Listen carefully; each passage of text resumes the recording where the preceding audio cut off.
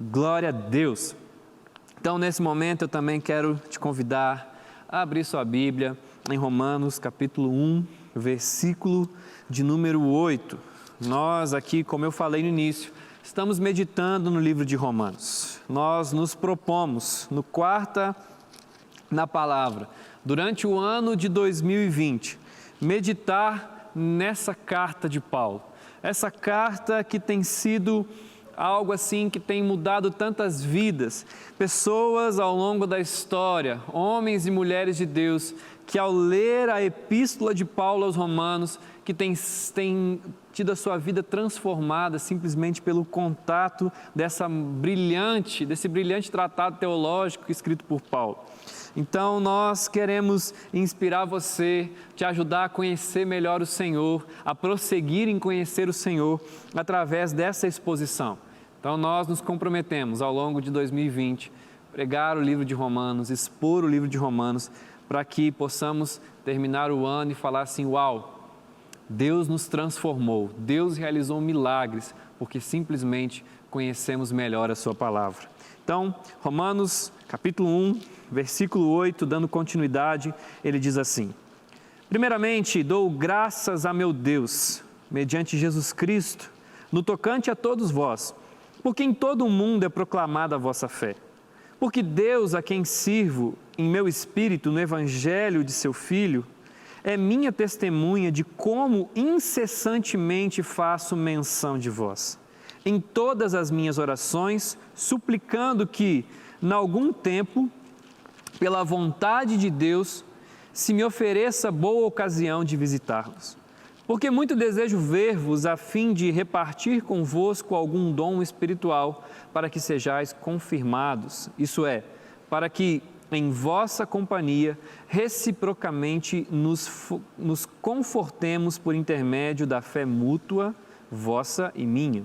Porque não quero, irmãos, que ignoreis que muitas vezes me propus ir ter convosco, no que tenho sido até agora impedido, para conseguir igualmente entre vós algum fruto, como também entre os outros gentios, pois sou devedor, tanto a gregos como a bárbaros, tanto a sábios como a ignorantes. Por isso, quanto está em mim, estou pronto a anunciar o Evangelho também a vós outros em Roma. A carta de Paulo aos Romanos, ela é tratada como uma das mais brilhantes obras teológicas da exposição do que é o Evangelho. Nós podemos dividir a carta em dois momentos.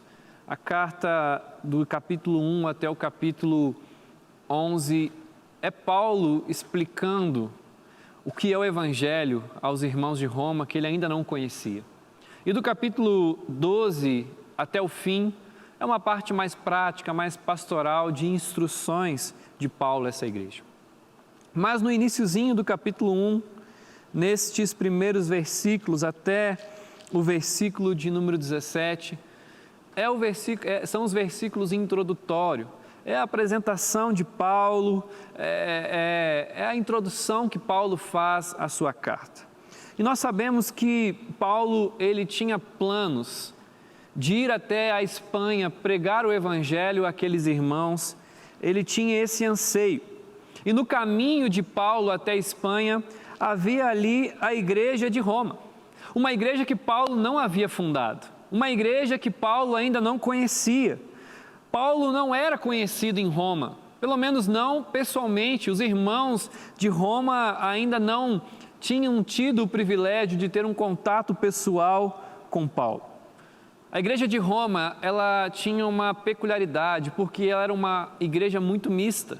Ela era uma igreja formada tanto por cristãos judeus, quanto por cristãos gentios. E haviam também muitos judeus não convertidos espalhados em Roma. E os judeus ali de Roma acusavam Paulo de ter se tornado um opositor do judaísmo. Eles acusavam Paulo de ter apostatado do judaísmo.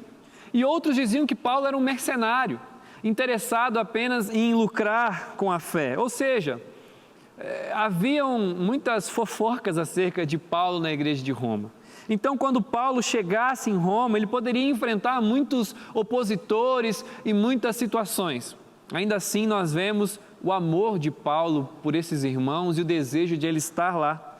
Por isso que Paulo ele começa o Evangelho, essa carta, apresentando e mostrando o que é o Evangelho e mostrando o amor que ele tinha por esses irmãos. E ele começa nos versículos anteriores, que nós já expomos aqui no quarta, falando que Jesus Cristo é o cumprimento das profecias e que em Jesus Cristo o Evangelho é de uma forma plena anunciado.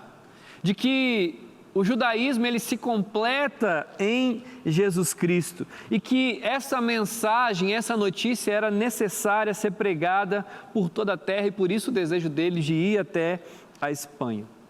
E aí então aqui nesses versos mais específicos que nós lemos, nós vemos aqui Paulo numa tentativa de mostrar um carinho tão grande por essa igreja, um carinho tão grande por esses irmãos que ele ainda não conhecia, por uma igreja que ele não plantou, por uma igreja que era pastoreada por um outro pastor, mas ainda assim Paulo demonstra um coração tão amoroso, tão amoroso. E com esses versos nós podemos perceber ali o coração da piedade cristã. Que alguém que é comprometido com Deus como Paulo era, é comprometido com os irmãos. Que alguém comprometido com o Senhor, que entendeu a mensagem da cruz, que foi alcançado pelo amor de Deus, é alguém que ama pessoas, que não se isola, mas que tem um desejo pela comunhão, mesmo por aqueles que ele não conhece, mesmo por aqueles que foi de uma igreja que ele não plantou, ou seja, talvez de outra igreja, outra denominação. Paulo tem um amor tão grande. Nós vemos aqui o coração da piedade cristã, um coração comprometido com pessoas. E nós vemos isso claramente nesse texto, no que Paulo fala aos irmãos de Roma. E nos versículos iniciais que nós lemos, no versículo 8, 9 e 10, nós vemos que Paulo era alguém que orava por esses irmãos. Paulo, ele agradecia pelo crescimento da igreja de Roma, mesmo sem ter sido o fundador da igreja. Paulo, ele viu o trabalho de outro irmão, de um outro pastor, de um outro missionário e celebrava com isso. Ele se alegrava, porque o amor de Deus é muito maior do que um projeto pessoal, o amor de Deus é muito maior do que uma denominação. Aqui nós vemos um pastor alegre pelos irmãos de Roma, pelos irmãos de outra igreja, pelo crescimento do evangelho independente da placa. Paulo orava todos os dias pela igreja dos outros. Porque a questão não é denominação, mas é o evangelho crescer, a questão é o reino de Deus. Eu cumpro o ID de Jesus fazendo o meu papel onde eu estou plantado. Meu irmão, se você está plantado na sua igreja local, tenha certeza que você está cumprindo o ID de Jesus por todo mundo. Porque o ID de Jesus, ele não é um projeto ambicioso para uma pessoa, mas é para a sua igreja.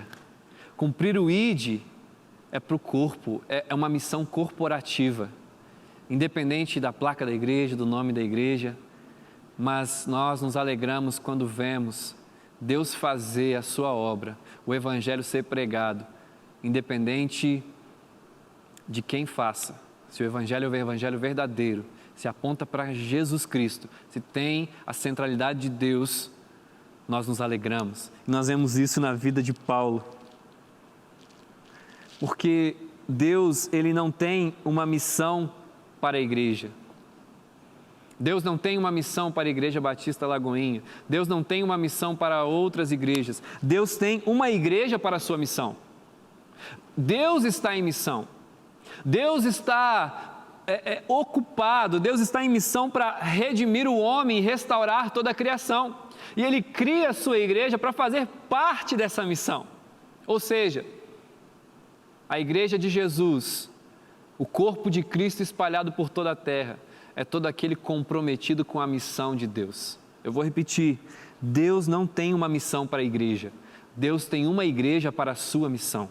Deus não tem uma missão para você, Deus quer que você faça parte da missão dele. Muitas pessoas falam, Deus tem um propósito com a sua vida, com a sua, com a minha. Eu creio que Deus tem um propósito e Ele quer que nós fazemos parte desse propósito. Por isso que Ele te deu dons, talentos, habilidades, para que você especificamente na sua área de atuação cumpra aquilo que Deus tem, o propósito que Deus tem, que é redimir o homem e discipular pessoas para serem parecidas com Jesus. Então Paulo, ele tinha esse coração. Paulo, ele amava a missão de Deus. Não importava se foi ele quem plantou a igreja, se foi outro irmão, mas a Bíblia fala que ele orava todos os dias, por aqueles irmãos. Eu pergunto, você ama os irmãos da igreja? Você ama os irmãos de outra igreja? Ou nós temos um espírito competitivo, para ver quem cresce mais, quem é melhor que o outro? Talvez dentro da própria igreja, o meu ministério cresce mais que o seu, e isso é o que importa. Qual que é o nosso sentimento? Nós temos a visão de impérios pessoais, ou nós temos uma visão de reino de Deus? E aí eu lembro de algo que aconteceu comigo. Há 6 anos atrás, quando eu morava ainda no Rio Grande do Sul, minha amada terra, gauchada, um beijo para vocês, eu entendi que era um tempo de me capacitar para o meu chamado e decidi fazer teologia. Então decidi vir até Belo Horizonte, cursar uns dos cursos da igreja aqui e foi uma bênção na minha vida. E a igreja na qual eu era, ela decidiu investir na minha vida, porque um homem de Deus, um pastor tão abençoado, pastor José Darley, ele falou a seguinte frase: independente se você vai para voltar ou vai para ir para onde for, nós queremos investir na sua vida e me abençoar, e por um tempo essa igreja pagou o seminário para mim. Eu sou muito grato a Deus por isso e pela visão, porque a intenção não foi pagar para eu voltar e abençoar a igreja, mas foi pagar para eu ser bênção no reino de Deus. Eles não estavam investindo para ter um retorno na igreja local, mas eles estavam investindo no reino de Deus. Ou seja, não é uma visão apenas individualista de construção de império, é visão de igreja, de reino, é investir para ver o reino crescer. Eu sou tão grato a Deus por ter tido o privilégio de caminhar com pessoas tão abençoadas como dessa minha igreja lá no Rio Grande do Sul, a Igreja Batista Nacional, lá da cidade de Cruz Alta. Um beijo para os irmãos. E aí Paulo fala algo também que chama muita atenção aqui. Paulo fala assim: o meu Deus, demonstrando que Paulo tem um relacionamento intenso com Deus, um relacionamento pessoal com Deus. No versículo 9, porque o meu Deus, aliás, no versículo 8, eu dou graças ao meu Deus, porque mediante Jesus Cristo. A ação de graças é mediante Jesus. A ação de graças é entendendo que Jesus é o nosso mediador. Sem o sacrifício de Jesus Cristo, nós estaríamos diante de apenas um juiz universal, criador do universo, mas mediante o sacrifício de Jesus, nós podemos dizer: o meu Deus, o Deus que eu tenho um relacionamento, um Deus pessoal, porque Jesus é o nosso intermediário. E aí eu lembro do que Dietrich Bonhoeffer cita no seu livro Discipulado. Ele fala que Jesus é o nosso intermediário, não apenas no nosso relacionamento com Deus, mas no nosso relacionamento com o próximo. Porque Cristo morreu numa cruz. Eu posso me relacionar com Deus, mas o meu relacionamento com o irmão, com você, pode ser restaurado. Por isso que Paulo pode declarar um amor tão grande, orar todos os dias por pessoas que ele ainda nem conhecia. E no versículo 9, Paulo fala que orava por esses irmãos mesmo sem conhecer. E ele orava diariamente. Esse é o verdadeiro cristianismo. Uma vez eu vi uma frase que dizia assim: a maior expressão de amor provavelmente é quando você ora por alguém. Você quer demonstrar que ama alguém? Ore por ele. Talvez você está com dificuldade de amar alguém, ore por essa pessoa. Você vai passar a aprender a amá-la. Ore. Paulo incessantemente orava pelo povo de Deus, porque para Paulo o povo de Deus era muito importante. Nas suas orações, você intercede só por você, você ora só por você, ou você pensa no seu próximo? Nas suas orações, você demonstra que ama o seu irmão, colocando os seus irmãos na sua oração, intercedendo por pessoas, intercedendo pelos seus irmãos da sua igreja local e até mesmo por outros irmãos.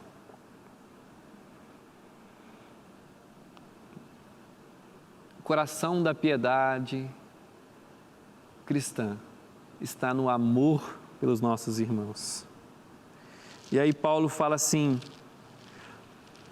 o Deus a quem eu sirvo, ainda no versículo 9. A palavra servir aqui, que Paulo usa, é um servir religioso, como um sacerdote. E Paulo fala que ele servia em espírito, ou seja, ele servia de uma forma interior, como algo interior, algo que parte do coração. Paulo estava dizendo aqui: eu sirvo ao meu Deus em espírito, orando por vocês. Isso ele estava dando um contraste entre os ritos judaicos, romanos e gregos, porque Paulo não fazia por obras meramente externas, por moralidade, apenas ir à igreja uma vez na semana, cantar, ficar de pé, mas um serviço como uma obra interior do seu coração. Não era falsidade de Paulo nem hipocrisia orar e falava que amava aqueles irmãos. Talvez muitos poderiam pensar isso: Paulo está querendo ir para Roma, ele tem uma fama não muito boa lá, então aqui ele está sendo hipócrita, falando assim: irmãos, eu oro por vocês, eu amo vocês, estou ainda aí, me recebam bem. Mas Paulo fala assim: gente, Deus é minha testemunha, eu falo isso diante de Deus, que eu sirvo ao meu Deus de modo interior, com o meu coração sincero, orando por vocês. Ou seja, Paulo não está sendo hipócrita, porque Paulo ele era comprometido com Deus, Paulo ele era comprometido com a missão de Deus, logo ele era comprometido com os irmãos de Roma, que faziam parte da missão de Deus. Paulo era alguém engajado. Por isso que o fato de orar todos os dias fazia parte do servir a Deus de Paulo. Eu vejo tantas pessoas, muitas vezes no gabinete, em aconselhamento, perguntando assim: pastor, eu quero servir a Deus, mas muitas vezes a intenção do coração é porque querem um cargo. Irmão, você quer começar a servir a Deus? Sirva a Deus no seu quarto orando pelos irmãos, orando pelo seu pastor, orando pela sua igreja, orando pela liderança da igreja, orando por cada igreja espalhada pelo mundo que tem cumprido o ID de Jesus, orando pelas igrejas perseguidas, orando por tantas situações que nós sabemos que irmãos passam ao redor do mundo. Sirva a Deus. Paulo fala que servia a Deus quando orava pelos irmãos de Roma. E Paulo fala que ele queria visitá-los, porque ele queria comunhão, ele desejava ter comunhão com eles. Esse era o desejo de Paulo. Mas ele sabia que ir a Roma dependia da vontade de Deus. É o que ele fala no versículo 10. Em todas as minhas orações suplicando que em algum tempo, pela vontade de Deus, se me ofereça boa ocasião de visitar-vos. Era o desejo de Paulo, mas ele se colocava e submetia isso à vontade de Deus. E aí no versículo 11, Paulo fala que queria visitar esses irmãos para ter comunhão, para viver o relacionamento, para que pudesse oferecer o que Deus tinha lhe dado para abençoar a vida deles, para que ali, próximos, juntos, olhando no olho, Paulo pudesse os abençoar com o dom que Deus tinha dado a ele, mas também que Paulo pudesse ser abençoado com o dom que Deus deu àqueles irmãos em Roma. Nós sempre podemos aprender com as outras pessoas, nós nunca sabemos tudo. Paulo, o cara que escreveu metade do Novo Testamento, ele fala assim: olha, eu estou indo aí para abençoar vocês com os dons que Deus me deu, mas eu também serei abençoado, eu vou aprender com vocês, eu vou crescer na minha fé, eu vou ser edificado na minha fé, porque eu estarei aí. Paulo, ele sabia da necessidade da presença física, de como que isso é importante no cristianismo.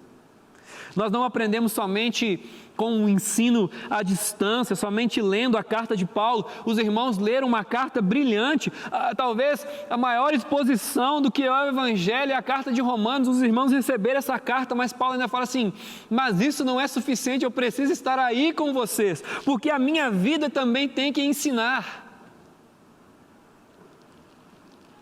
Não é somente vendo vídeo na internet, talvez você está assistindo esse sermão no YouTube, você tem sido muito edificado, é uma ferramenta de Deus, isso é muito bom, mas não substitui a presença física, você ser discipulado, você ser cuidado, pastoreado, e a vida de líderes, a vida da comunidade cristã te ensinar e te discipular. Nós aprendemos com a vida, com os relacionamentos.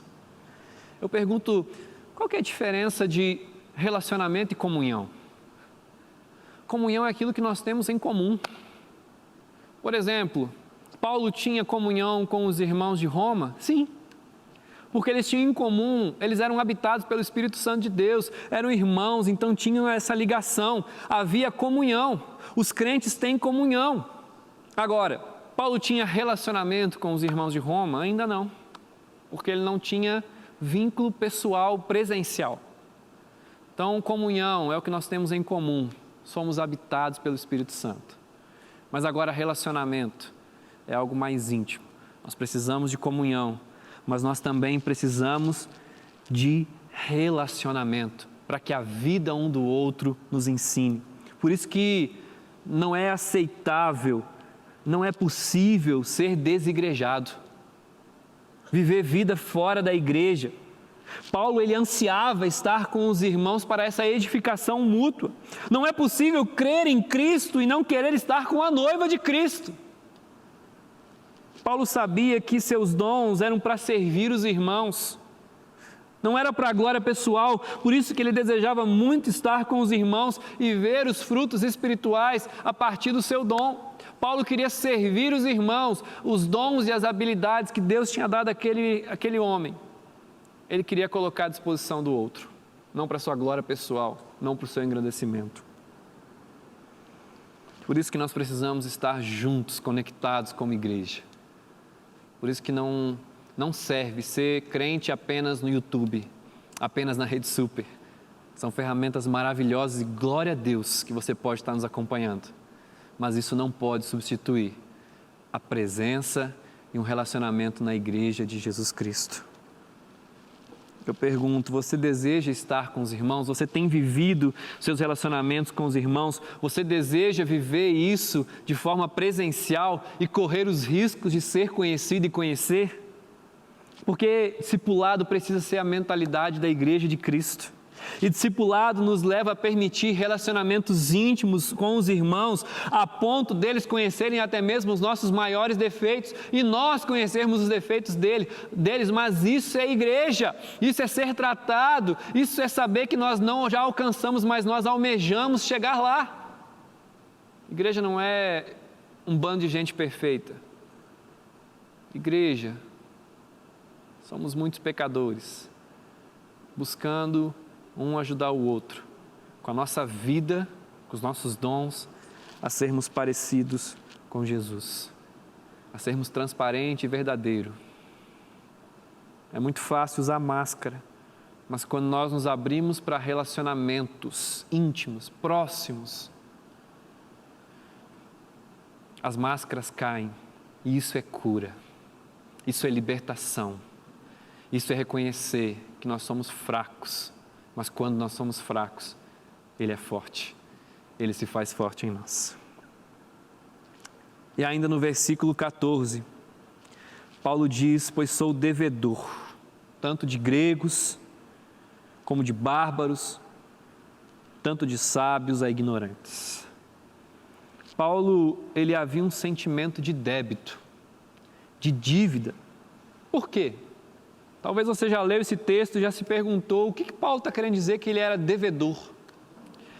Paulo foi salvo pela graça. Paulo foi alcançado no caminho de Damasco. Ele era arrogante. Paulo era cego pelo legalismo. Ele perseguia cristãos. E sem mérito algum da parte dele, ele foi chamado por Deus. Ele foi alcançado pelo amor de Deus.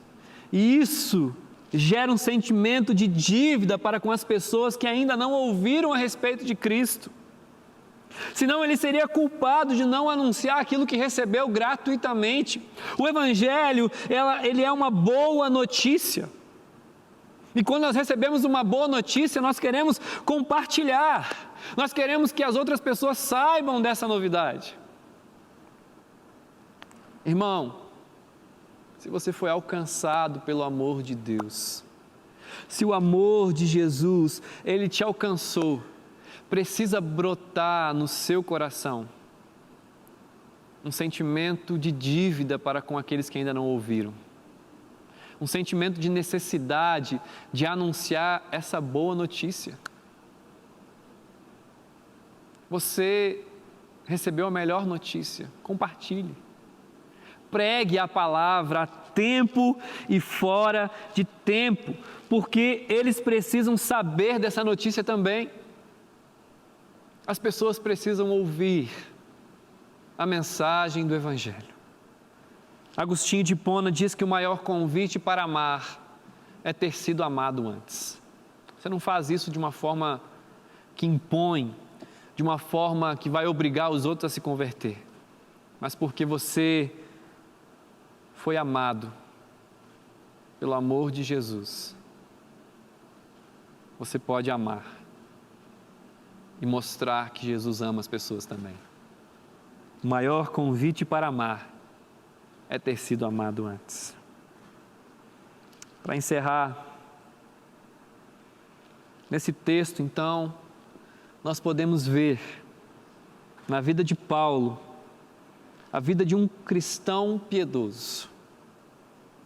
Um cristão que vive o Evangelho de fato. Um homem que se interessava pelas pessoas, um homem que se importava com os irmãos, que entendia a necessidade da comunhão, de estar junto, de relacionamento, um homem que orava pela igreja crescer, independente de quem plantasse uma igreja, de quem estivesse trabalhando, se fosse o Evangelho verdadeiro sendo anunciado, era um homem que se importava com isso e orava com isso, e que se sentia devedor de pregar o Evangelho. Se sentia constrangido pelo amor de Deus a pregar a boa notícia de Jesus. Eu pergunto, na sua vida, você tem vivido a vida cristã de maneira piedosa? Se importando com os irmãos, sem se preocupar em talvez receber algo em troca, porque a gente vive essa cultura de consumo, então a gente quer consumir até mesmo os irmãos. Nós até mesmo damos para poder ter um sentimento que as pessoas nos devem algo. Mas você se importa, você ora, você serve o seu irmão sem querer nada em troca. Isso é um desafio, principalmente para quem é líder. Sabe que os maiores líderes dominadores são também os mais generosos, porque pela sua generosidade eles dão tantas coisas, mas com a intenção de gerar um sentimento de débito nas pessoas, para que as pessoas possam fazer, muitas vezes, o que eles querem, dominando as pessoas. E isso, de fato, é tentador. Como pastor, eu sei. É tentador, muitas vezes, você querer fazer para que as pessoas depois possam retribuir de alguma forma, ainda que seja servindo no seu ministério, servindo a Deus. É uma falsa piedade aí. Então, nós temos que cuidar muito com isso. Paulo aqui demonstra que ele não estava com segundas intenções, ele não tinha nenhum interesse ao orar, ao fazer, ao ser generoso, ao amar aqueles irmãos, a não ser por causa do reino e da missão de Deus. A nossa generosidade não pode ser para gerar nas pessoas um sentimento de que elas nos devem algo, mas entendendo que nós já recebemos tudo, nós fazemos parte do reino e da missão de Deus. Por isso nós queremos amar as pessoas, se entregar por elas. Aquilo que 1 João 3,16 fala. Não é João 3,16, é 1 João 3,16. Nisto conheceremos o amor, que Cristo deu a sua vida por nós. Nós daremos a nossa vida pelos nossos irmãos. E eu ainda pergunto, você sente desejo de mostrar aos famintos o caminho? Você tem sentido essa necessidade, esse anseio de apresentar aos famintos onde encontrar pão? Nosso pastor Márcio sempre diz, pregar o evangelho é como um mendigo falando para outro mendigo, onde encontrou o pão, onde encontrou o pão. Você tem essa ânsia, esse desejo de mostrar o caminho, de ser uma referência, para as pessoas. A referência não é o destino. Se eu for te falar para você vir aqui na Igreja Batista da Lagoinha, eu vou te dar um ponto de referência. Eu vou falar assim, olha, para você chegar na Igreja Batista da Lagoinha, você vai passar pelo Hospital Belo Horizonte e ela fica em frente ao Conjunto IAPI. Você vai chegar, o seu destino é o Hospital Belo Horizonte? Não. O seu destino é o IAPI? Não. É a Igreja Batista Lagoinha, mas eles são referências que apontam para algo. Assim a nossa vida também, nós temos que ser referência, não para as pessoas virem até nós, mas para nós apontar para Jesus, para nós apontar para Cristo. Você tem essa ânsia, esse desejo, você tem essa verdadeira piedade de amar os irmãos, amar as pessoas, a ponto de demonstrar o que Cristo fez na cruz por elas? Que Deus nos ajude. A minha oração é que Deus nos ajude a ter o coração como o de Paulo, apaixonado pelo Senhor e apaixonado pelas pessoas, livres de nós mesmos, livres dos nossos interesses egoístas. O que eu acho lindo nesse texto de Paulo é o amor de Paulo pelos irmãos. E que o amor de Paulo pelos irmãos, que a Escritura Sagrada possa nos inspirar a viver a verdadeira piedade cristã, amando e se importando com pessoas. Se você tem dificuldade com isso, se você quer dar um passo para conseguir viver de fato livre da sua vida egoísta, voltada-se apenas para si mesmo, e uma vida centralizada em Deus, amando a Deus e amando ao próximo, o primeiro passo é entregar o seu coração ao Senhor. Sozinho você nunca vai conseguir viver essa piedade, assim como Paulo amava.